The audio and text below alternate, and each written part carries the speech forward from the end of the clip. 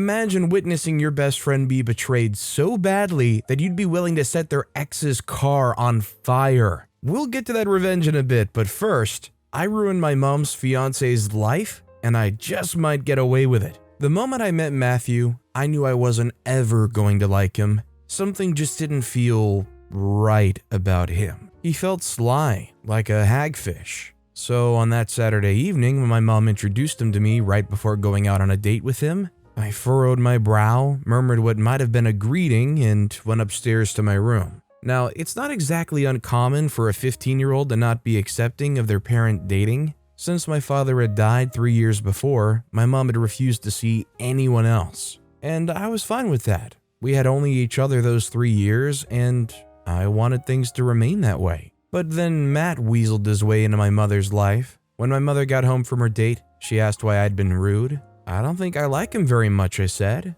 She sighed and went on to talk about how she knew how this was probably not easy for me to accept, but that she was finally ready to move on and try to date people. Then she made me promise to at least give Matthew a chance. I promised, but mostly because I had no other choice. And so the next weekend, Matthew came over to our place again. My mom had planned for us to play a few games together with the hopes that would warm me up to him. And for the most part, that was working. Until my mom went into the kitchen and he snarled at me. An actual snarl, like a rabid wolf. I was shocked. The rest of the night I was cautious and kept passing glances to my mother, hoping that she'd notice this man made me uncomfortable. But she missed all the signs. That snarl officially started the animosity between Matthew and I. Much to my chagrin, Matt and my mom's relationship developed faster than I hoped it would. I hoped that after a few dates with him, she would figure out that she was better with someone else, and moved on.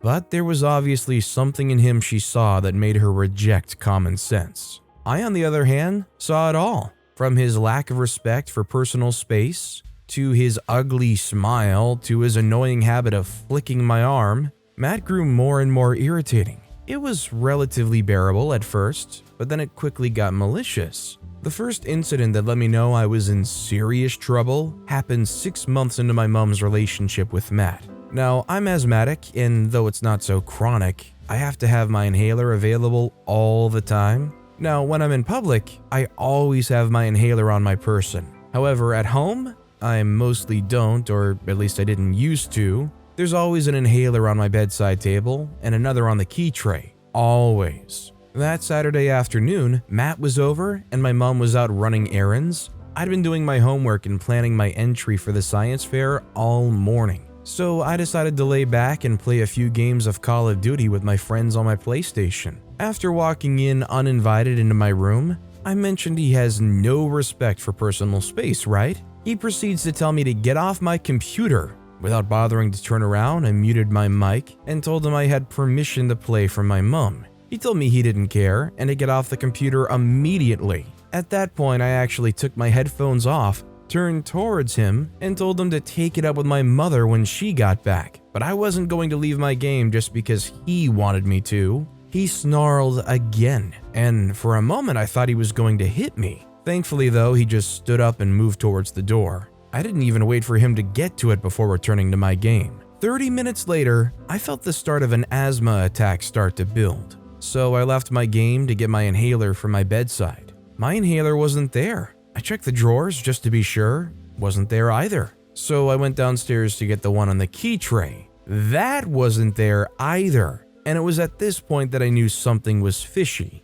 And it had to do with Matt. I tried looking for him, but he didn't seem to be inside. And then when I tried to open the door to get out, I noticed that it was locked. In fact, all the doors had been locked. Panicking, I rushed upstairs to get my phone. I couldn't find it. At this point, I was starting to gasp for air. I had to think fast. So I got back on my headphones and told my friend Patrick, who also had asthma, that I needed him to get me his inhaler by whatever means. I told him what route I was taking and that if he found me passed out, he should call 911. He, without asking any question, immediately took action, and I heard him drop his controller and call his mom before I even pulled off my headphones. I went downstairs and tried to open the kitchen window. Thankfully, it slid open and I scampered out of the window. I took deep breaths and walked slowly towards the road as I thought of all the ways I was going to end Matt if I didn't die first. It was one thing to be mean, it was a completely different thing to try to kill me. What the heck was he thinking? My fear and anger must have been what kept me walking for a couple of 100 meters before I dropped to the pavement, gasping audibly. I almost lost consciousness when I heard Patrick's mother start talking to me, telling me that I was going to be just fine, and I felt an inhaler on my lips. She sprayed a couple of dosages from the inhaler before I passed out. When I came to, I was in the hospital, my mom, Patrick's mom, and of all people, Matthew in the room with me. Mom had been crying. The tear streaks were still visible and her eyes were puffy. When she saw that I was conscious, she sighed and rushed to my side. She peppered my cheek with kisses and asked if I was okay. All I did was glare weakly at Matt. Patrick's mom praised me, saying it was pretty smart of me to think and act quickly. After a while, a doctor came in to check on me. He suggested they run some tests on me to make sure I was okay. After a few minutes, I said that I wanted to talk to my mom privately. So Pat's mom said she'd just be outside. Matt insisted on staying, but after a glare at my mom and a few moments of awkward silence, she told him she would call him back in just a few minutes. He grumbled and left. "You know he did it, right?" I said the moment he got out. She says, "I knew you'd say that, but honestly, I don't see why he would do something like that. I don't think he had anything to do with it. He just went out to get a few things at the store and didn't know you were still home. I know you don't like him, but you have to." I said, "Is that what he told you? That he mistakenly locked me in?" I responded, honestly irritated that she couldn't see how improbable that was. "Jake," she started, but I didn't let her continue. "And how about both of my inhalers and my phone suddenly going missing?" I asked. The look on her face let me know that she didn't know that yet. Still though, she defended him. "I'm sure he didn't do it. He's not exactly been hostile to you." When I frowned and looked away, she continued, "I think you want it to be his fault, and you blame him to some extent. But you know it wasn't him," she said, seeming to convince herself more than me. Later that day, after the doctor had come in and said I was good to go home, we got some Chinese and went home. After supper, I had my mom call my number. I heard it ring and traced it all the way to under my bed where it and both my inhalers were. Mom said I must have dropped them from my bed or something and kicked them under the bed without knowing. I just kept quiet. After that, I made sure I had my inhaler always in my pocket and my room door locked. When school was out, my cousins invited me over to spend a few weeks with them in LA. I was glad, and I really needed to leave the house, especially since Matt had moved in recently. My mom wasn't exactly thrilled about the idea and said she needed to consider it for a bit. So while I waited for her to make up her mind, I just stayed home almost all day playing games and reading. Then Matt went and did the unthinkable. He proposed to my mother. She said yes. I was mortified when I heard, and I was almost catatonic for days. Matt? A stepdad? My stepdad? God forbid. I knew I had to stop this before I was stuck with this awful man. Goodness knows if he somehow managed to marry my mom, he'd send me off to someplace just as awful as him. Maybe he'd even enlist me in the army. However, I didn't know how to stop this nightmare from becoming reality. At this point, I was past caring about whether or not my mother loved this man. I just wanted him out. And then Matt went on to strengthen my resolve. "Things are going to change around this house, boy," he started. He had never called me boy before. "I'm about to become the man of this house, which means that I hold all the power and you will respect me. I don't want to have to deal with any sassy behavior from you. Any disrespect will be disciplined. You are to call me sir, and you will do exactly what I want when I want. Are we clear?" I looked at him, shocked that he would have the guts to say this to my face. I was enraged. How dare this man come into my life and decide to hijack it? I was boiling with anger, but I knew better than to lash out, so I did the wisest thing I could think of at that moment. I turned to walk away, and then he did it. He grabbed me by the arm, spun me around, and slapped me in the face. The tears came rushing out. I really was going to be stuck with this monster for the rest of my life. At that point, I didn't care about the consequences. I cussed him out till my tongue was sore. I didn't even notice when he hit me again. I didn't notice my mom rush in when I called her fiance all sorts of colorful names. It wasn't until she screamed that I should shut up that I was brought back to reality. I just lay there crying, defeated. I started planning my revenge after that incident. My mom decided that I wasn't going to my cousin's and that I would instead spend summer vacation working on myself and trying to make it up to Matt. For my mom's sake, I did as she asked. I went to see a counselor and I was silent and docile at home. Matt must have thought he had finally broken me. How wrong he was. So I hatched a plan, and one day, I decided to execute my plan. You see, Matt was too comfortable staying in our home, and in his comfort, he became complacent. He was logged into almost everything on the home computer, and because he wasn't the sharpest tool in the shed, he also didn't have the common sense to create a separate Windows user account, so I had full access. I ignored his questionable browsing history and went straight to checking for anything that could help me in my revenge quest. And then I saw a chat that he had with a friend about a life insurance policy he had taken on my mum. Bingo. I created a Reddit account with his info. I got this account verified. With this account, I, over the next few weeks, went on to inquire about all sorts of things, like how to make a DIY bomb to asking what to do about wanting to get rid of a partner you hated. With his Amazon, I bought tools like tapes, rubber gloves, and trash bags. I was careful to try and also sound inconspicuous. Matt also got into some pretty disturbing forms. When I was certain that I had built a big enough case against him, I called the police. I told them that I just saw proof that my mom's fiance was planning her demise. They immediately sent in a squad, and after a pretty extensive raid on the house, confiscation of the computer, and advising my mom to move somewhere more secure with a squad car stationed just outside our safe house, Matt was arrested for conspiracy to commit murder and insurance fraud.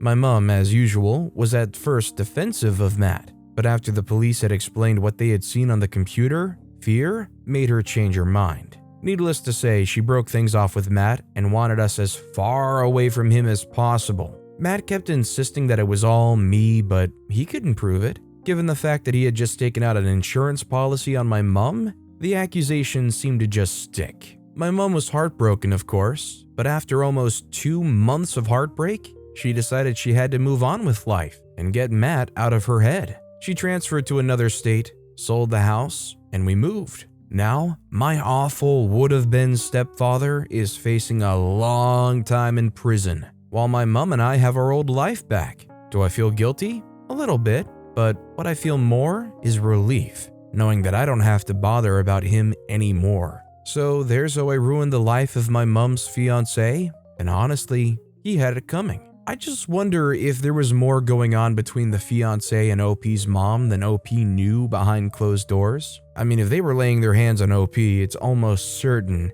they were probably doing the same to the mom. That said, our next story is, best friend's ex spread a rumor about her, so I burnt his car. I've never been a fan of high school love.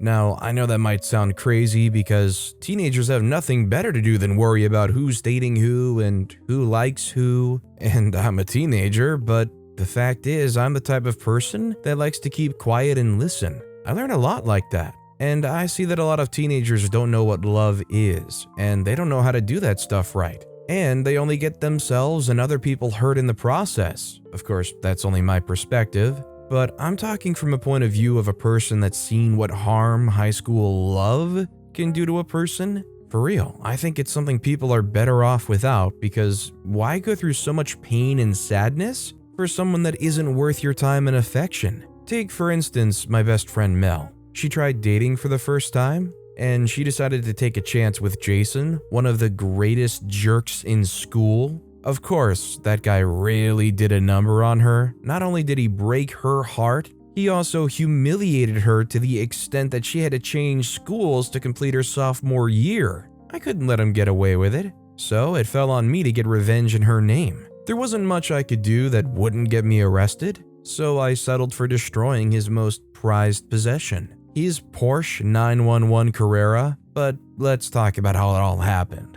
Mel had been my best friend for as long as I remember. She had lived a few houses away from mine, and it was easy to drop by any time. My mom said she was friends with Mel's mom when they were both pregnant, and they gave birth the same year and in the same hospital. A few months apart though. The first memory I could remember of Mel was during recess in kindergarten. I couldn't find my baby doll and I was crying and sobbing silently in a corner when Mel approached me with a stuffed teddy bear. She handed it to me, and when I stopped crying, she walked away. At the end of recess, she came back for her stuffed teddy and then handed me my Barbie doll. It turns out that she had stolen it a while ago. Whenever we remember that memory, it usually made us laugh. I can't remember the time we actually became best friends other than the fact that whenever my mom visits her mom, she usually brings us along and we hang out. Our friendship was something that was always going to be because we saw each other every day.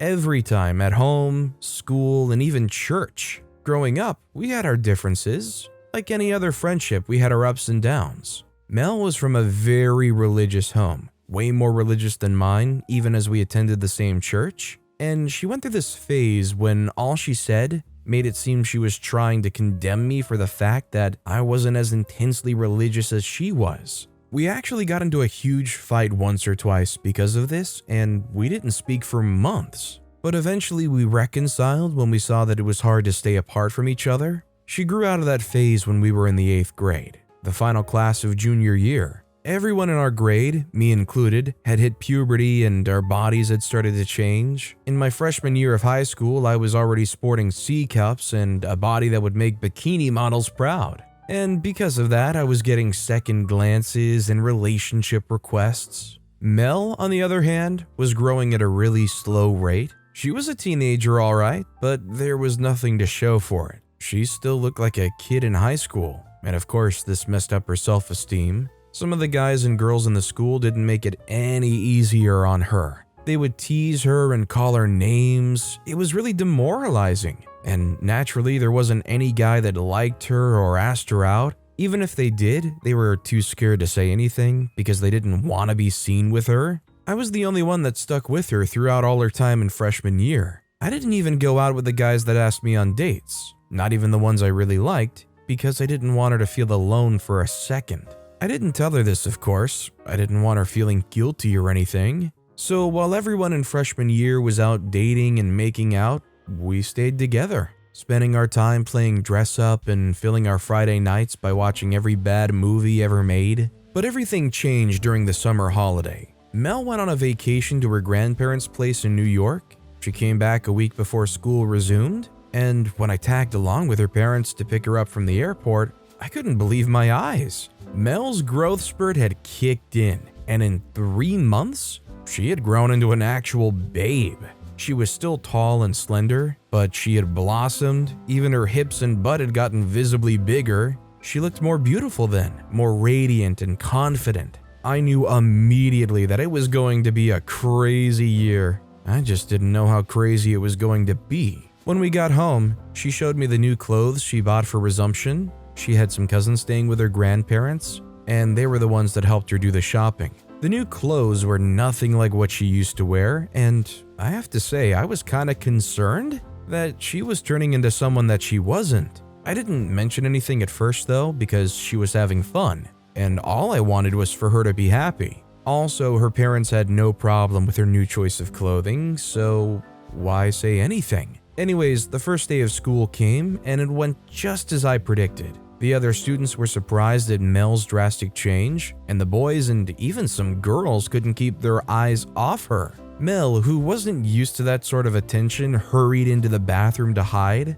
I found her a few minutes later and gave her a rousing speech to get her confidence peaking again. Anyways, Mel left the restroom and went to class, where I sat beside her and waited for the biology teacher. The teacher came in a moment later, and the class commenced in full. A few minutes after the class started, I heard someone whispering my name behind me. I didn't like to be disturbed in class, so I ignored the person, but they persisted. Soon enough, I had to turn around, and I came face to face with a boy in my class named Luke. Luke was one of the boys on the basketball team, and he was really cute and funny. I'd liked him a long time ago, but when he asked me out, I said no because Mel was still sensitive about her issues in freshman year. Luke slipped me a folded sheet of paper and asked me to pass it to Mel. I turned to the side and was about to call for Mel's attention when I stopped myself. Why was he passing a piece of paper to Mel? They weren't friends, so what was the problem?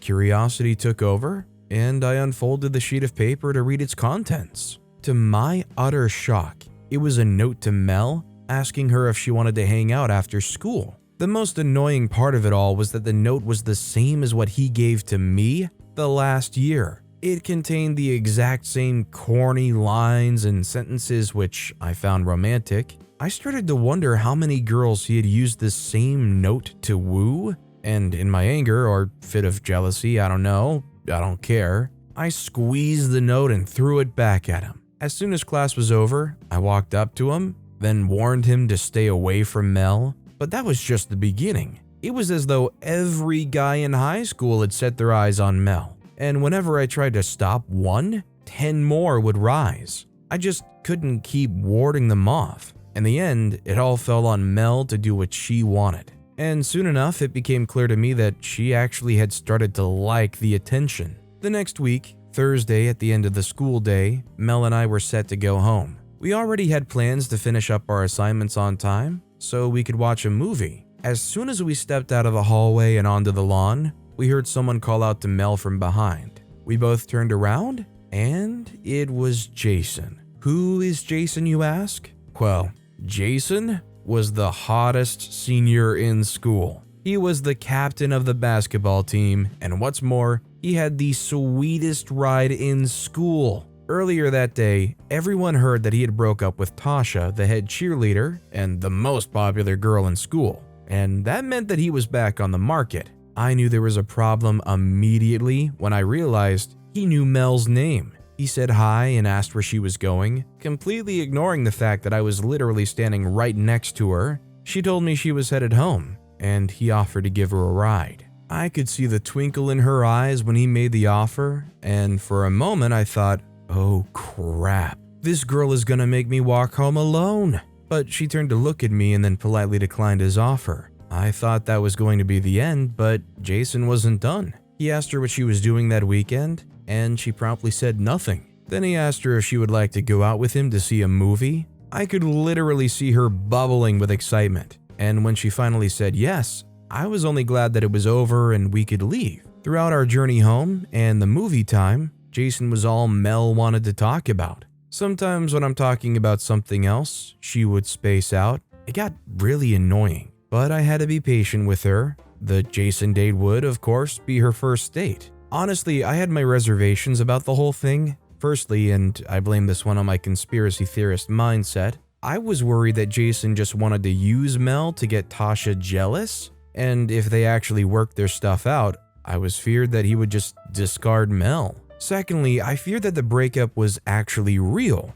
and that Tasha might still be bitter about the whole thing and she might try to hurt Mel. But I couldn't tell her these things. She was thrilled with the new development, and I would just hate to be the one that rains on her parade. Mel went on the date that Saturday, and that same day, she came home to give me the news that she had agreed to be his girlfriend. What? That was the first date! Who asks someone to be their boyfriend on their first date? I didn't like the whole dynamic one bit, and I told her, but Mel was too starry-eyed to see my point of view. Eventually, number 2 of my fears came to pass, and Tasha had a problem with Jason's new boyfriend. She couldn't do anything about it though. Perks of being under the protection of the king of high school, I guess. Their picture-perfect relationship didn't last long anyways.